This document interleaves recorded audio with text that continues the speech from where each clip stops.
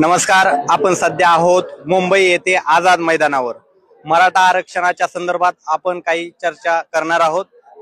तर पहिला प्रश्न आवारे पाटील इथे आहेत. तर आवारे पाटलांना आपला पहिला प्रश्न आहे. आवारे पाटील, आताच घोषणा JR ची घोषणा झाली, तर तुमची यावरती पहिली प्रतिक्रिया काय आहे? पहिली प्रतिक्रिया अशी आहे की महाराष्ट्रात आज पहिल्यांदा खूप मोठी दिवाळी साजरी होती. गेल्या अनेक वर्षाचा पिढ्या गेल्या, परंतु कुणीच मराठा आरक्षण दिलं नाही.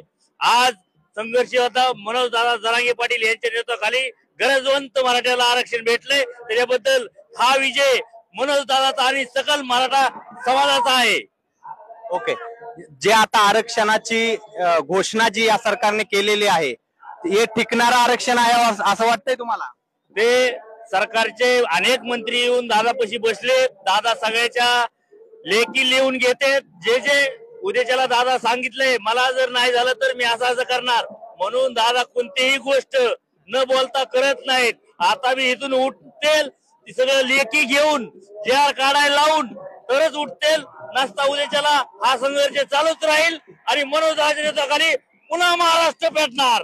आणि या ठिकाणी आवारे पाटील होते. त्यांनी आपली पहिली प्रतिक्रिया मराठा आरक्षणासंदर्भात सांगितली.